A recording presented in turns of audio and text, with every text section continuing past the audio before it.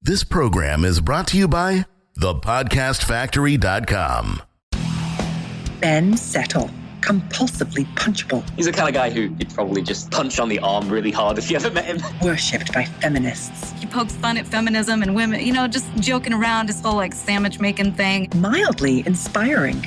Yes, I recommend the Ben Settle Show, and anybody who isn't on it, that's their own loss. Somewhat authentic. Ben is a very distinct personality. There's no fluff. I can't stand fluff. Syrupy sweet. Tells it like it is, and sometimes may not be the most polite manner, shall we say. Kind of useful. So I have spent tens of thousands of dollars on coaching and masterminds, and I've learned more from Ben Settle's podcast than from any of that. Semi-intelligent. Ben sounds like a crazy guy at times, but he's one of the smartest individuals in marketing I've ever met. Mostly forgettable. He's always in the forefront of my mind. The BenSettle.com podcast begins now. This is Ben Settle, the BenSettle.com show, which I just had to do twice because Jonathan was having technical difficulties. Of course, this comes from the guy who once did, 4 or 5 episodes, and I didn't even realize I didn't have my mic plugged in, so I was getting the computer's mic, and it's one of those. It was 4 of those lost Ben Settle show episodes, which I still have not made public. And I'm not sure what I'm going to do with those yet, Jonathan. I think I'm just going to keep those. Like, if you were smart enough to be one of the people to buy my Villains book when it launched, you will have those episodes, those 12 episodes. If not, you just simply won't have them. I'm thinking that might be the way to go with that. I'm not positive. I have not made the final decision on that. But you know what's really liberating, though, Jonathan, is I don't care about iTunes reviews this time. Yeah. Like with this, I couldn't care less. In fact, I just thought about it. I haven't even, we probably don't even have any. I don't care. I've got more people going to this one than I ever did before because I'm now driving them directly to my website, I think. And so this is good. Not that this matters to anybody but us, but, we like to be transparent at the BenSettle.com show. So I want to talk about this concept that made you laugh of sticky hands. This is not what it sounds like, Jonathan. It has nothing to do with what you're thinking in your dirty mind or anything like that. It's sticky hand. It's sticky hands. It's not sticky hand.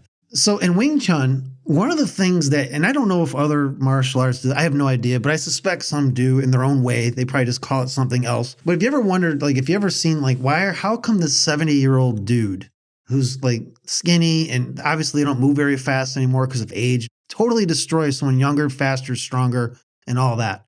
How do they move faster than these people? How is that even possible? How is it possible for a 75-year-old man to move faster than an 18-year-old guy? And yet they do, or at least it appears like they do. Well, it's because in Wing Chun, we do this thing called chi sao, which is something we practice with a partner where you're always in contact with them. And it's a series of exercises. I can't really verbalize this in a way that's going to make a lot of sense. You can always just YouTube it if you want. And chi sao means sticky hands, where you're trying to stick to that person and you're learning to feel and interpret what they're going to do before they even do it. So unfortunately, what people don't, I think people have heard this, that the hand is, the eye is quicker than the hand and all, or no, what is it? Something's quicker. What is that, Jonathan? Something's quicker than the eye. They talk about this. I think it is. The hand is quicker than the eye. The hand is quicker than the eye. Exactly. I'm having a brain fart. I somehow had a brain fart there. Too much chi sao. I don't know. But the reason these ancient masters are able to fight, it looks like they're fighting, they're moving really quick. They're not. They just feel where the force is coming from. They can interpret it. And this all happens at a fraction of a second. And they can just be where they need to be to position themselves better so that they can strike and avoid being hit. And that is, from years of practice. It's not like you don't use your eyes. You do use your eyes, but you don't trust them as much as you do. Feeling is far more accurate to feel what somebody's about to do. And I'm still very much in the learning phases. I've been doing Wing Chun for a little over 2 years now, and I'm still just an infant, in the infant stage of how this all works. And it's something I'm always thinking about. I actually do this with my dog sometimes, Jonathan, believe it or not. Dogs are great at Wing Chun. So I don't know if your dog ever did this to you. Really? Yeah, they're like natural Wing Chun. Okay.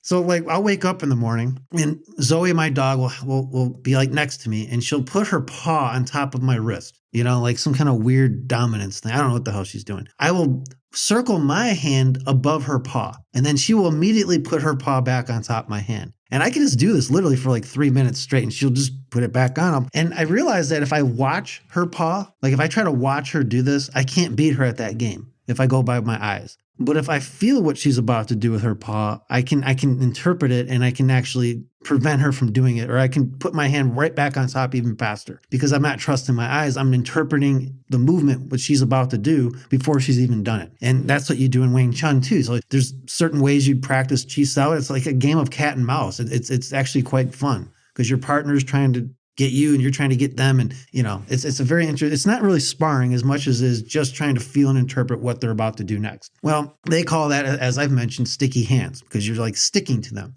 Now, this is important because when it comes to business, at least, a lot of people rely on their eyes too much instead of relying on feel and touch. That's the analogy I'm using for this. In business, a lot of times people will for example, ask their list they'll ask their list questions to find out what they want to buy, right? Like surveys and all that. Now, if you know how to do surveys wisely, like the Ryan Levesque way, for example, and his ask formula and all that's fine. Like he knows what he's doing with that, but most people just don't. And they ask questions and they're getting faulty data. It's like, for example, in the golf market, like we've done surveys in the golf market. What's your biggest challenge? Well, I need to be more consistent. Like that word consistent over and over. It's like the word. But it's absolute nonsense. That is not what they want. They want to be able to hit the ball farther than their friends. And even it just sounds good. They'd like to consistently be able to hit it farther than their friends. But at the end of the day, they want to be able to whack the ball and not have it and actually whack it straight and not have it end up in the adjacent fairway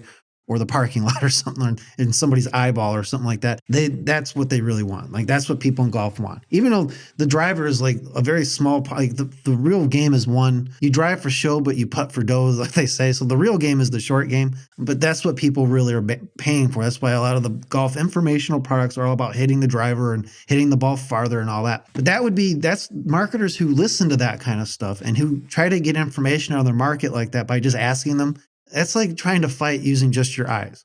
You need your eyes in a fight. I mean, you should have, they help. I'm not saying not to just close your eyes or anything, but that's the equivalent of asking people what they want. It's like using just your eyes and not feeling and interpreting what they're going to do next. So contrast that to sending an email to your list and saying something like, what was the last product you just bought?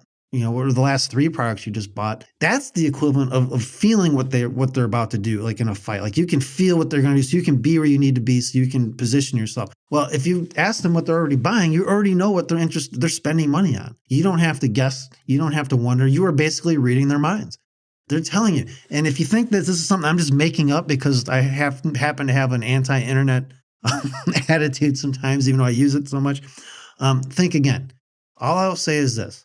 And, this is something I call shallow dive surveys, Jonathan, as opposed to the deep dive surveys.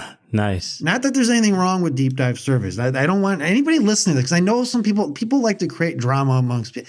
Listen, I'm not dissing the deep dive surveys. I'm not. I just don't really find them like they're too complicated for me, Jonathan. I don't want to do it. Right. You need a degree to understand Absolutely. Like that takes time out of my 10-minute workday.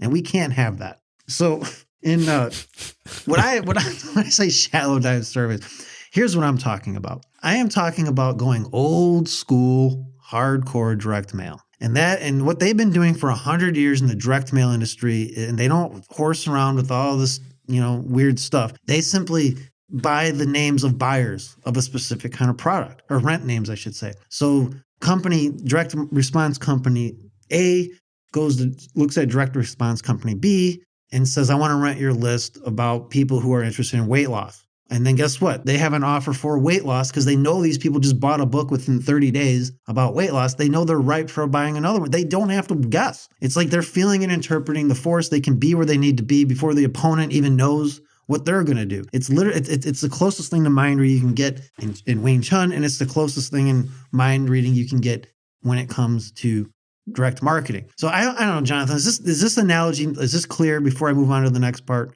Or am I explaining this clearly? Yeah, absolutely. Okay. So the second part of this is where the sticky hands comes in. This would be like the part where you're training every day.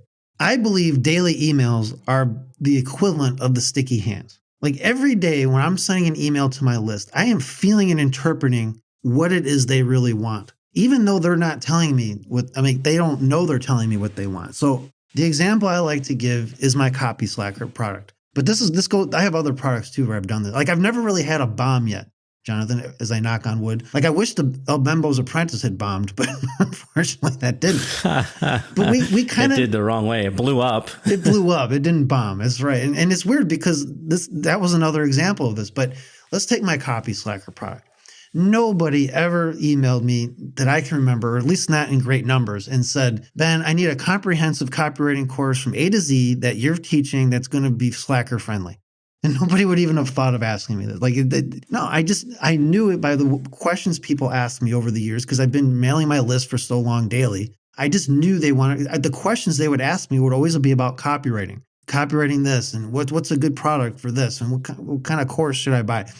So I knew they wanted a course. And all I had to do was put one together. In fact, I was telling someone this recently. I was actually very disappointed that nobody read the stupid sales letter for that. It irritated me. People just bought it because they knew they already wanted it before they even knew they wanted it, because I was doing sticky hands with them every day. I felt and interpreted what they really wanted based on the feedback they're giving me during our sticky hands every day I don't know how else to put it, sticky hands, sticky emails. Maybe I should call it sticky emails during the sticky emails. And this is the same, El Bembo's Apprentice was the same way. Jonathan, I don't think anybody asked us to do a membership site. I don't remember that. Do you? They did not. And nobody asked to make it a paid podcast. And nobody asked for any of that stuff. All the stuff we offered, not a single person asked for it. But I was able to feel and interpret. I knew it was going to be, I didn't know for a fact, but I was 90% sure it would be a success because of the feedback I get from listeners of the show, the feedback that Misty would send me because she was writing the daily emails to the podcast list, the feedback I got from my own list just about that, the feedback I got from the reviews that we saw on iTunes at the time. All of these things were giving me information and letting me interpret what they really wanted. And so it really, to me, was not, and there was this big push to want to be my apprentice. Like after I had an ex-copywriting apprentice, there was for a year and a half or whatever it was, where she was I stopped calling her my copywriting apprentice and started calling her the ex-copywriting apprentice. I was always getting people asking to apprentice under me. How can they learn from me? Do you have something special like that? Maybe a group coaching or something. I knew this over a year in advance. I knew that was going to work because I was feeling and interpreting the force coming at me like I would in Wing Chun. And I knew where I needed to position myself. I knew where my hands needed to be. I knew where to defend myself. I could just be in the right spot, in the right position at the right time before they even technically threw a punch. And that is what daily emails will do. This is why daily emails are so important. It goes beyond just the sales.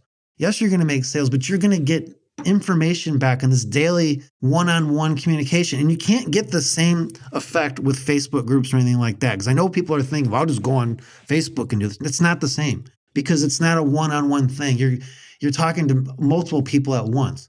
Email is a very intimate medium. It's a weird thing, but it's a one-on-one conversation you're having if you do it right, at least the way I teach it, and you will get this kind of information. And it's not like anyone's going to tell you what to sell them, but you'll just know what they want you to sell them. And I'm telling you, there's so many benefits to doing this that, Jonathan, I could do a whole 137 episode run of a podcast and that's like we did before.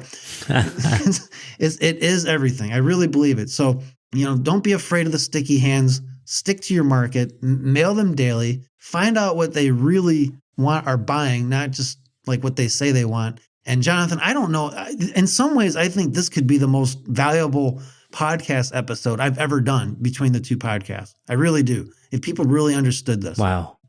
I think it's going to take a little sinking in for a lot of people because what I just said sounds very simple, but I'm telling you, it's very, very deep. And it's something nobody wants to mail daily. But if you don't, you're not going to be able to do this. You're going to basically be like the fighter out there who has to rely on his eyes, and your eyes are very slow. And, if you go against someone who knows how to interpret force just by once they make contact with you, you're screwed. And it's like that in business. People who are mailing daily, they're doing sticky hands, they're able to feel and interpret what the market and list wants, are going to just absolutely roll right over anyone else who does things the opposite way. So that's it for today. Jonathan, next week I'm going to play on this Wing Chun theme a little bit more. We talked about sticky hands today. I'm going to be talking about flowery hands next week. So that's what that'll be. All right. That sounds interesting. That is a wrap for another bensettle.com podcast. We will be back in your earbuds next time. Thanks for tuning in.